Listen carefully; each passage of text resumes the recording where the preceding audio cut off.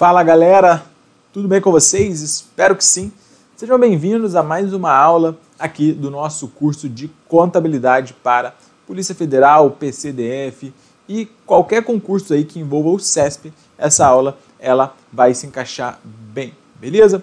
Então, caso você esteja gostando, peço que comente aqui, deixe um feedback pra gente, porque isso é sempre bastante importante, tá? E hoje a gente vai falar sobre dois pronunciamentos que são muito interessantes e o CESP ele não explora tanto esses assuntos assim, né? Mas a gente precisa conhecer o básico aí para acertar as questões de prova e marcar o X no lugar correto, marcar o certo ou errado, que é o que interessa, beleza? Como nós estamos fazendo, a gente vai tratar de forma resumida, apenas com o essencial que você precisa levar para a sua prova, e com esse entendimento aqui, eu filtro muito bem cada um dos CPCs e trago os assuntos mais importantes de cada uma das normas, porque se você for estudar o pronunciamento item a item, você vai se perder lá em mais de 2.000, 3.000 páginas tranquilamente, se você pegar os 49 CPCs que nós temos, né? Nós não temos todos os CPCs editados, mas existe uma listagem do CPC 00 até o CPC 49, então na realidade são 50, alguns foram revogados, mas passa de 3.000 páginas facilmente, e a gente traz aqui só o filé mignon para vocês e coloca isso no nosso curso Contabilidade para PF, tá? Que é o que interessa, é vocês estudarem com eficiência e eficácia, tá? Então, sem perder mais tempo, vamos direto para a tela, vamos começar a nossa saga. O que é um ativo não circulante mantido para venda? O que eu quero que você saiba que antigamente, antes das mudanças contábeis que nós tivemos em 2008, quando uma empresa ela decidia alienar, ela tinha, vamos supor, 4 fábricas e ela decidia vender uma dessas fábricas. A decisão de vender uma dessas fábricas, isso não tinha qualquer contabilização.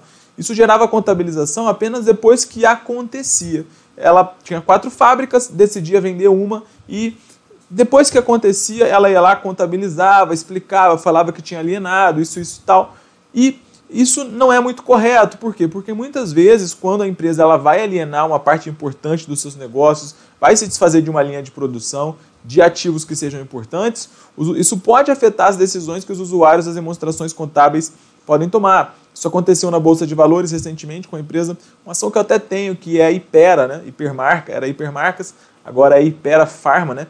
Ela trabalhava na linha tanto de cosméticos e também na linha de medicamentos, e ela resolveu se desfazer dessa parte de cosméticos, produtos de beleza, etc., e se manteve ali mais na parte de medicamentos, vem fazendo até aquisições nessa área de medicamentos para manter centrado seus esforços em um setor que ela entende que seja mais lucrativo. E ela decidiu se desfazer, portanto, dessa outra parte, e isso se encaixa ali nesse pronunciamento que nós vamos tratar, que é o CPC 31, ativo não circulante mantido para venda. Portanto, antes, quando você possuir uma decisão de se desfazer de ativos, decisão de alienar ativos ou conjunto de ativos, antes isso não gerava contabilização.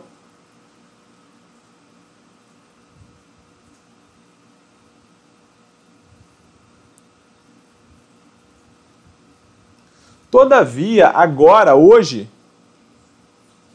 quando você decide alienar um ativo ou um conjunto de ativos que sejam lá importantes para a entidade, eles vão receber a classificação como ativo não circulante mantido para venda, tá? Porque, como eu disse, isso pode afetar as decisões que os usuários vão tomar, investidores, credores. Às vezes você tem uma linha de produção que está como garantia de um empréstimo, então isso pode acender uma lanterna lá para os seus credores e assim por diante. E a gente vai explicar como é que isso é feito. Além disso, existe uma diferença muito importante. Qual a diferença entre propriedade para investimento, que a gente ainda vai falar nessa aula de hoje, ativo não circulante mantido para venda e ativo imobilizado? A diferença é a seguinte: propriedade para investimento é a propriedade, tá? Propriedade para investimento é um terreno ou edifício que é mantido para aluguel ou para valorização, beleza? Portanto, se você tem um prédio que é mantido para valorização ou que você dedica exclusivamente para aluguel, isso é classificado, isso é chamado de propriedade para investimento. Tem um CPC próprio para isso aqui, que é o CPC 28. CPC 28 trata da propriedade para investimento. tá? E a classificação é no ativo não circulante em investimentos. Quando você decide alienar um ativo, um grupo de ativos, uma parte da sua linha de produção, isso aí é chamado de ativo não circulante mantido para venda. O CPC que trata desse assunto é o CPC 31, ativo não circulante mantido para venda. Ativo não circulante mantido para venda é um ativo ou grupo de ativos que é colocado à venda. E aqui existe uma pegadinha muito grande em prova, que é a seguinte: o ativo não circulante mantido para venda, ele é classificado no ativo circulante de forma separada. Por que isso, Gabriel? Porque, vejam, você vai se desfazer de um ativo, apesar de ser um ativo não circulante hoje, você vai se desfazer, você está colocando à venda, você pretende se desfazer daquilo num prazo de 12 meses. Então você vai tirar esse ativo não circulante lá do imobilizado, de onde quer que seja, do intangível, investimentos, e vai classificar como ativo não circulante mantido para venda, vai ficar separadamente no ativo circulante. Então, apesar do nome, ativo não circulante mantido para venda, a classificação ela se dá no ativo circulante separadamente, beleza? E nós temos ainda o ativo imobilizado. O ativo imobilizado é aquele ativo que é utilizado nas operações da empresa. E a classificação é no ativo não circulante imobilizado, como, por exemplo, máquinas, equipamentos, computadores, veículos, entre outros. Esses são exemplos de ativos não circulantes imobilizados, tá? Vamos dar uma olhada, portanto, aqui na primeira questão que o CESP cobrou em 2013. Se forem colocados à venda, os bens imóveis que tiverem sendo utilizados na manutenção das atividades da empresa deverão ser transferidos de imobilizado para investimentos no ativo não circulante. Errado. Aqui você tem um bem imóvel que vai ser vendido. Logo, a classificação vai ficar como ativo não circulante mantido para venda e será classificado separadamente onde? No ativo circulante. Portanto, questão 1 está errada, item errado. Tá? Agora, quais são os principais pontos que você precisa levar para a sua prova acerca do ativo não circulante mantido para venda? Os principais pontos de destaque são os seguintes. Ora, é isso aqui o que cai em prova. São 4 pontos. 1, 2, 3, 4. O primeiro ponto que você tem que levar para a sua prova é o seguinte: o ativo não circulante mantido para venda, que é aquele ativo que ele fazia parte do não circulante, mas você decidiu vender, tá? Ele fica avaliado pelo menor valor entre o valor contábil e o valor justo, ou seja, o valor de mercado menos as despesas de venda. Então vejam, vai ser o menor valor entre o valor contábil e o valor justo menos as despesas de venda. Você vai ver qual dos dois é menor e você vai avaliar o seu ativo não circulante mantido para venda segundo essa regra, tá? Por quê? Porque nenhum ativo pode ser mensurado no balanço por valor superior ao benefício econômico que ele vai gerar. Se ele está registrado lá por 1 milhão, mas você só vai conseguir 800 mil reais com a venda desse ativo, portanto, você vai fazer uma redução do valor desse ativo. Beleza? Isso aqui é muito importante, isso aqui cai bastante em prova. Ativo não circulante mantido para venda é mensurado pelo menor valor entre o valor contábil e o valor justo menos as despesas de venda. Outro ponto que é interessante é o seguinte: assim que você tira o ativo do seu ativo não circulante lá no imobilizado, intangível, investimentos, e classifica como ativo não circulante mantido para venda, ele não é mais depreciado ou amortizado, ou mesmo exaurido, tá? Então a depreciação e a amortização para esses ativos, ela vai cessar. A partir do momento que você classifica o ativo como não circulante mantido para venda, a depreciação ou a amortização ou exaustão, ela vai cessar. Por quê? Porque você não vai mais ter uso, você não vai mais estar utilizando aquilo ali, tá? E aí você não deprecia mais, você não amortiza mais. Além disso, o terceiro ponto que cai bastante em prova é que a classificação, como eu já disse a vocês em slide anterior, ela fica feita separadamente no ativo circulante, tá? Além disso, quando você está alienando uma linha de produção, uma parte importante ali dos negócios da empresa, isso é chamado de operações descontinuadas. Uma coisa é, por exemplo, você alienar 10 veículos de um total de 100 veículos que a companhia tem. Você não está alienando uma linha de negócio, você está substituindo os veículos. Agora, quando você pega, por exemplo, o modelo que eu dei ali da Hypera, da Hipermarcas, que alienou a parte de cosmético e ficou com a parte farmacêutica, você está alienando um pedaço importante ali dos negócios da companhia. Isso é chamado de operações descontinuadas. E quando você aliena, por exemplo, essa parte de cosmético aí da Hypera, o resultado das operações descontinuadas, quanto você obteve, o lucro que você obtém dos produtos, os custos, etc., isso aí é apresentado em uma única linha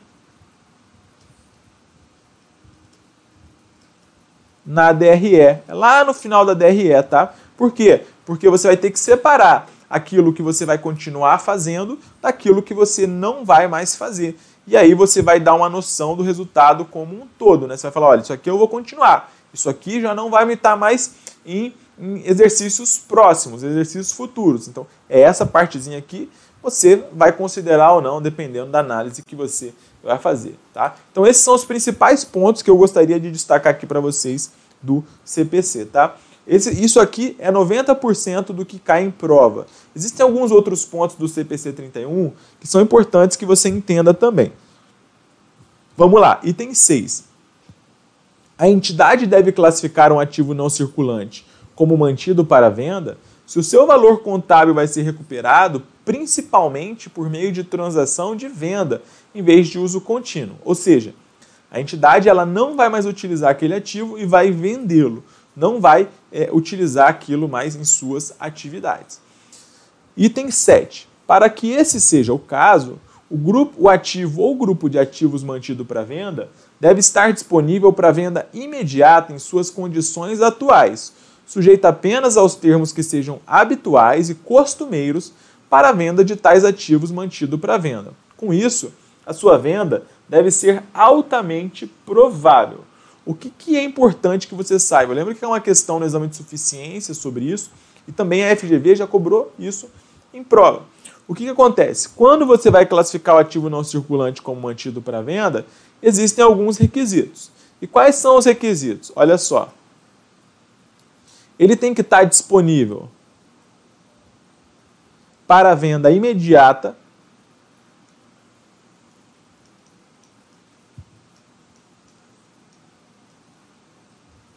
ou seja, se você vai vender um imóvel, mas você ainda está ocupando esse imóvel, você tem as operações lá da sua empresa naquele imóvel, isso não significa que ele não está disponível para venda imediata, muito provavelmente, tá? Você tem que, por exemplo, vou vender um imóvel, opa, aquilo ali está em condições de ser vendido. Se aparecer um vendedor, eu vou fazê-lo, tá? Sujeito apenas aos termos habituais e costumeiros para venda de tais ativos. Ou seja, se você vai vender um imóvel, você só vai ter ali os trâmites de cartório, registro na prefeitura, alvarás e assim por diante. São os termos habituais e costumeiros. E a venda também tem que ser altamente provável. Portanto, você tem que colocar esse imóvel à venda, ou esse ativo imobilizado, e a venda tem que ser altamente provável. Ou seja, tem que haver chance de que você possa vender esse ativo não circulante. Tá? Seguindo ainda, item 8. Para que a venda seja altamente provável, o nível hierárquico da gestão apropriado deve estar comprometido com o plano de venda do ativo e deve ter sido iniciado um programa firme para localizar um comprador e concluir o plano. Além disso, O ativo mantido para venda deve ser efetivamente colocado à venda por preço que seja razoável em relação ao seu valor justo corrente. Ainda assim, deve esperar-se que a venda se qualifique como concluída em até 1 ano a partir da data da classificação, com exceção do que é permitido pelo item 9, e as ações necessárias para concluir o plano devem indicar que é improvável que possa haver alterações significativas no plano ou que o plano possa ser abandonado. O que esse item 8 nos traz ainda de importante? Tá? Vamos colocar aqui junto desse esquema. Olha só, o nível de gestão ele deve estar comprometido. São 3 pontos que nós vamos adicionar aqui. O nível de gestão apropriado deve estar comprometido. Vamos supor que é o conselho de administração. Então, a gestão ela tem que estar comprometida com a venda, beleza? O nível de gestão tem que estar comprometido com a venda. O conselho de administração, a diretoria tem que fazer por onde para vender aquele ativo. Esse ativo ele tem que ser vendido também por um valor razoável em relação ao valor justo, ou seja, ao valor de mercado. Não adianta você pedir um preço muito além e nem um preço muito aquém. Tem que ser um valor razoável ali, né? Um valor próximo ao valor de mercado desse ativo. E além disso, para você classificar o ativo não circulante como mantido para venda, essa venda ela tem que ser feita num período de 1 ano, tá? Em 1 ano. Você pode estender, às vezes pode ser um prazo maior, né, caso você esteja comprometido, etc. Esse é o que fala lá no item 9, mas geralmente você tem que vender esse ativo ali pelo prazo de 1 ano. Se esses requisitos aqui forem satisfeitos, então o seu ativo ele pode ser classificado como ativo não circulante mantido para venda, tá? Beleza, aqui mais alguns pontos só para que você saiba ainda do CPC, o item 15, que nos diz que a entidade ela tem que mensurar o ativo não circulante mantido para venda pelo menor valor entre o valor contábil e o valor justo menos as despesas de venda. Só reiterando o que nós dissemos lá nos nossos primeiros slides, o ativo não circulante mantido para venda, ele fica classificado pelo menor entre o valor contábil e o valor justo menos as despesas de venda, tá? Mais uma questãozinha que diz o seguinte: os ativos que satisfazem os critérios de classificação como mantidos para venda devem ser mensurados pelo maior entre os seguintes valores: o contábil até então registrado e o justo menos as despesas de venda. Esse item ele está o quê? Errado. Errado pelo fato de que a mensuração se dá pelo menor entre esses valores e não pelo maior, tá? E por último aqui, né, acho que esse é o último ponto dessa aula, que é importante que você saiba, é que o resultado das operações descontinuadas, quando, por exemplo, você aliena uma linha de negócios ou uma área de operação, por exemplo, você operava na região sudeste e na região nordeste do Brasil. Aí você não vai mais operar na região sudeste, vai operar só na região nordeste, que é uma área que a sua empresa ela é mais forte. Então isso vai ser um resultado de operação descontinuada. Você tinha fabricação de carros, motos, e você não vai fabricar mais motos. Então todo o resultado que você obtém, as vendas, os lucros, os prejuízos, etc., isso vai ser um resultado de operação descontinuada. E essa operação descontinuada, esse resultado, ele é apresentado, tá? O resultado das operações descontinuadas é apresentado em uma única linha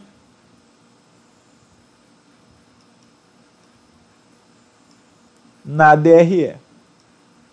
Você começa lá com as receitas, vai chegar no lucro bruto, vai tirar as despesas operacionais, vai chegar no lucro antes do resultado financeiro, vai tirar o resultado financeiro, vai chegar no lucro antes dos tributos sobre o lucro, vai tirar o imposto de renda, a contribuição social sobre o lucro, e aí depois aqui vai ter o resultado das operações descontinuadas. É lá no finalzinho da DRE que isso vai aparecer, beleza? Então, isso aqui é o que você precisa levar para a sua prova sobre o CPC 31, ativo não circulante mantido para venda e resultado de operações descontinuadas.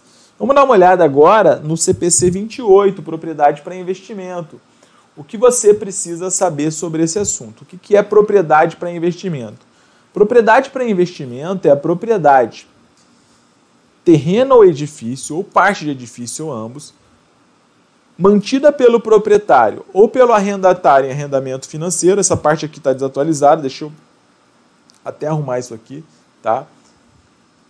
Arrendatário, só essa parte aqui foi alterada com a revisão que nós tivemos no CPC 06, para oferir aluguel ou valorização de capital ou para ambas, e não para uso na produção ou fornecimento de bens ou serviços, ou finalidades administrativas, ou venda no curso ordinário do negócio. Portanto, esse ponto aqui é bastante importante que você saiba. A propriedade para investimento, vamos chamar aqui de PPI, ela fica classificada no ativo não circulante em investimentos, e aquela propriedade que é um terreno, um edifício, ou ambos, que é mantido para aluguel, para valorização, ou ambos também. Portanto, vejam, eu falei aqui, isso foi uma pegadinha que a FGV cobrou que foi muito interessante. A propriedade para investimento pode ser um veículo que você mantém para aluguel? Não, porque é um terreno ou edifício, tá? E você não usa, então, você não usa na produção, você não usa para fornecer bens, você não usa para finalidades administrativas, você não utiliza para vender, você utiliza para aluguel ou para valorização e não para essas finalidades previstas nos itens A e B, tá? Olha lá, CESP Analista TJ AM 2019. Um edifício de propriedade de uma empresa industrial que o mantém com o único objetivo de oferir aluguel não se enquadra no conceito de propriedade para investimento. Tá errado. O edifício ele tem finalidade aluguel. Se é aluguel, a sua finalidade vai ser propriedade para investimento, tá? Interessante. Um outro ponto que é importante que você saiba aqui é o seguinte, deixa eu abrir um slide aqui para que você entenda. Olha só, isso aqui cai em prova de forma bastante corriqueira. Quando você tem aqui, por exemplo, vamos supor que nós estamos falando aqui da Petrobras.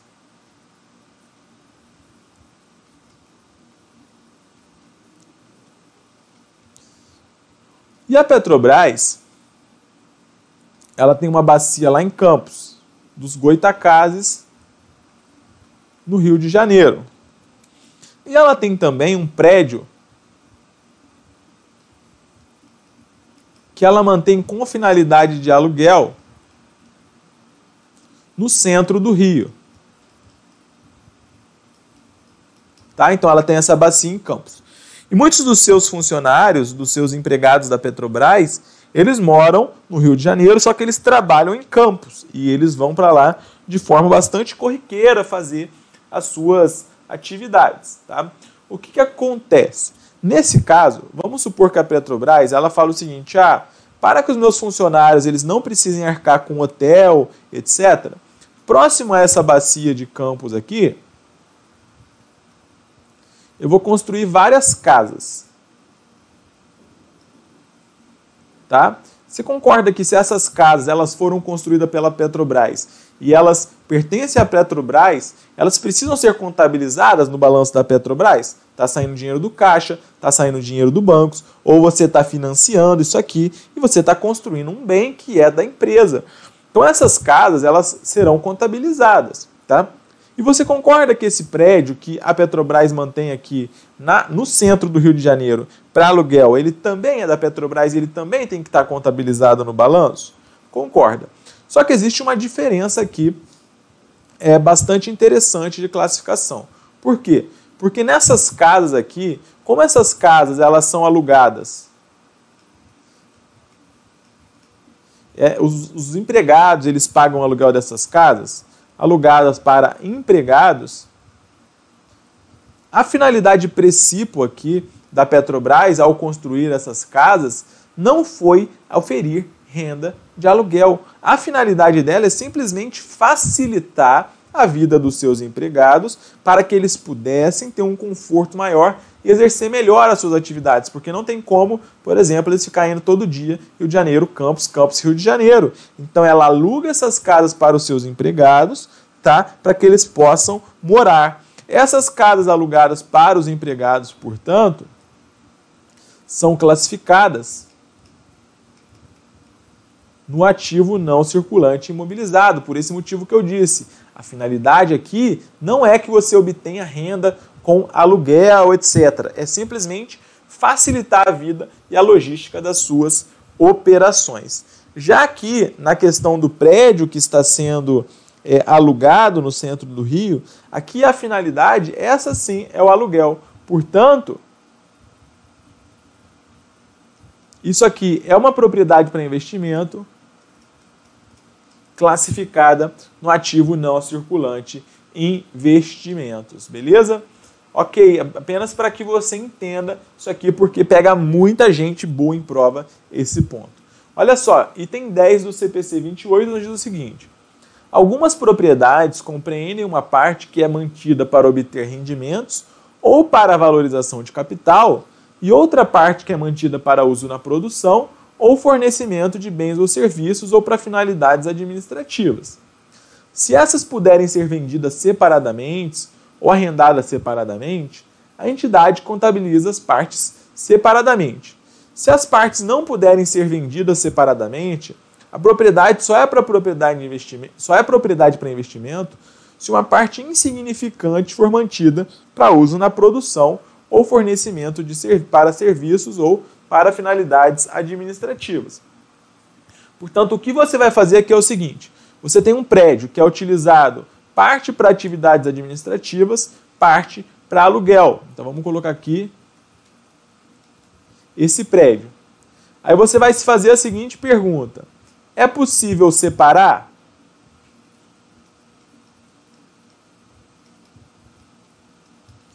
Se a resposta for sim, então você vai classificar separadamente. Se a resposta for não,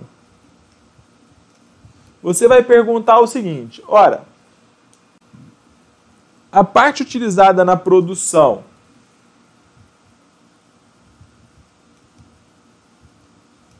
ou nas finalidades administrativas, etc., é relevante? Ou seja, a maior parte desse prédio é utilizada para produção ou a maior parte desse prédio é utilizada para aluguel, para investimento, etc. Ora, se a maior parte for utilizada para produção, sim, é relevante, você classifica tudo no imobilizado. Isso é o que é chamado de propriedade ocupada pelo proprietário. Se a resposta for não, é só um pedacinho ali que é utilizado na produção, aí você classifica tudo como propriedade para investimento, beleza? Só para que você saiba. Seguindo aí a nossa vida, mais alguns pontos que são importantes, está acabando. A propriedade para investimento ela é reconhecida quando? Quando for provável que vai gerar benefício econômico para a entidade e quando você puder mensurar o custo com confiabilidade. Esses dois elementos, portanto, são indispensáveis para você poder reconhecer uma propriedade para investimento. Isso aqui está presente em praticamente todos os CPCs, tá? Além disso, é muito importante que você saiba o seguinte: a propriedade para investimento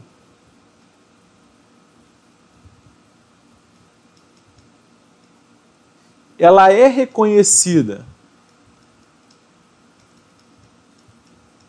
inicialmente pelo custo.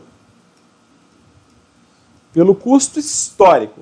E esse custo, ele inclui, né, o preço de compra e todos os dispêndios, todos os gastos que são diretamente atribuíveis. Então, o reconhecimento inicial da propriedade para investimento é feito ao custo. E, posteriormente, o que a gente chama de mensuração subsequente, ou seja, nos próximos balanços, a entidade ela vai escolher uma política contábil. Como assim uma política contábil? Ela vai escolher se avalia todas as suas propriedades para investimento pelo método de custo, e aí ela continua com o que foi feito no reconhecimento inicial, ou ela vai escolher se mensura as suas propriedades para investimento ao valor justo, que é o valor aí de mercado desses imóveis, desse terreno, etc. E também vai adotar isso como uma política contábil, beleza? Olha só, o reconhecimento contábil de uma propriedade adquirida para investimento é feito pelo seu custo, que compreende o preço de aquisição acrescido de outros dispêndios atribuíveis diretamente à transação. Correto? Exatamente o que nós estávamos dizendo aqui para vocês, beleza? E a questão 5 nos diz o seguinte: a propriedade para investimento deve ser mensurada inicialmente pelo valor médio de mercado, que é seu valor justo na ocasião. Esse item ele está errado. A propriedade para investimento ela é mensurada inicialmente pelo quê? Pelo valor de custo. Beleza, pessoal? É muito importante que você saiba isso.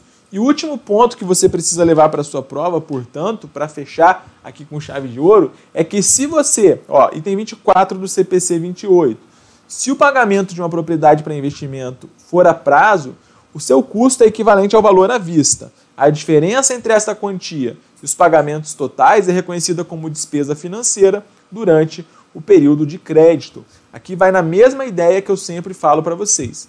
Tanto estoque, imobilizado, propriedade para investimento, são reconhecidos pelo valor à vista. O que tiver de encargo, isso tudo vai ser lançado como despesa financeira de acordo com o regime de competência, beleza? Então resumimos 2 CPCs para você aí em torno de 32, 33 minutos. Eu espero que vocês tenham gostado. Essa aula, mais uma aula integrante do nosso curso Contabilidade para PF. Um abraço, fiquem com Deus e até a próxima.